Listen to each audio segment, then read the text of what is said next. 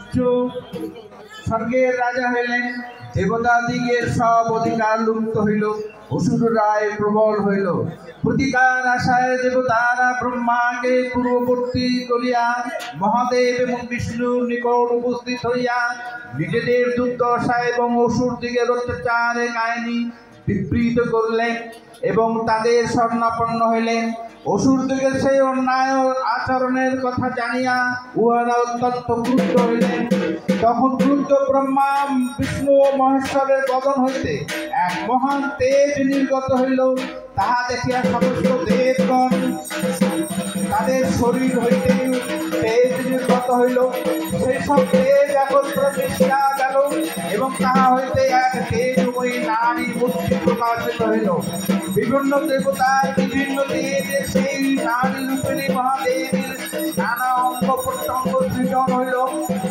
তিনি শুধু তেজময়ী অঙ্গ প্রত্যঙ্গ সাজিনী হইলেন না, দেবতাদের নিজ নিজ তেজময় অস্ত্র শস্ত্র ও সমর উপকরণ তাহাদেরকে দিলেন। তেজময়ী অস্ত্রময়ী হইলেন। অন্য দেবতারাও অস্ত্র দিলেন। দেহ সৌন্দর্য বৃদ্ধির জন্য নানা বসন ভূষণ দিলেন। রণসজ্জায় সম্পূর্ণ সজ্জিত সিংহ বাহিনী দেবী অম্বিকা বারবার হস্ত হাত করিয়া উচ্চ স্বরে গর্জন করিতে লাগিলেন। না সেই নানাদে বিরক্তি এবং বিচলিত হইয়া মহিষাসুর নানা যুদ্ধ উপকরণে ও ভীষণ অস্ত্র শস্ত্রে সজ্জিত চতুরঙ্গ সৈন্যদল লইয়া যুদ্ধে ব্যাপৃত হইলেন। তুমুল যুদ্ধ চলিল। পরস্পর অস্ত্র শস্ত্রে নিক্ষেপ এবং ধারা বর্ষণ করিতে লাগিল। কত অস্ত্র শস্ত্র বাদ হইল, কত রণবাদ্য বাজিতে লাগিল। যুদ্ধে দেবী অস্ত্রের সৈন্য বিধ্বস্ত হইতে লাগিল। দেবী ক্রমে নিঃশ্বাস ছাড়িয়া ফেলিতে লাগিলেন। সেই নিঃশ্বাস ও বাহিরে আসিয়া দেবী শরীরে পরিণত হইল। তাহাকে গণ বলা হয়। তখন যুদ্ধ তুমুলতর হইল। বহু অসুস্থ হইল। দেহবান ছিন্ন সেই হইয়াও আবার যুদ্ধ করিতে লাগিল। বিভৎস নৃত্য করিতে লাগিল। আহত নিহত অসুরদিগের রক্তে রণক্ষেত্রে নদী করিয়া গেল।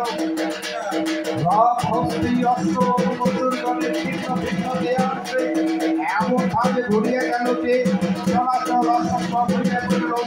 এইভাবে ক্ষণকালের মধ্যে অম্বিকার হাতে অসুর সৈন্য শেষ হইয়া গেল। আবার দেবীর হাতে অসুর সৈন্য শেষ আবার দেবীর হাতে বাহন সিংহ ভীষণ গর্জন করিতে করিতে অনেক সৈন্য মধ্যে পড়িয়া তাহাদের দেহ প্রাণশূন্য হইয়া গেল। দেবীর সঙ্গে এই সৈন্যের যুদ্ধকৃত যুদ্ধাকৃতি তথ্য দেখিয়া দেবতারা জয়ের আশায় আনন্দিত হইয়া স্বর্গ হইতে সৈন্যগণের উপর পুষ্প বৃষ্টি আরম্ভ করিল। শ্রী মার্কণ্ড পুরাণে সার্বনী মনন্তরে দেবী মাহাত্ম্য মহিষাসুর সৈন্যগণ নামক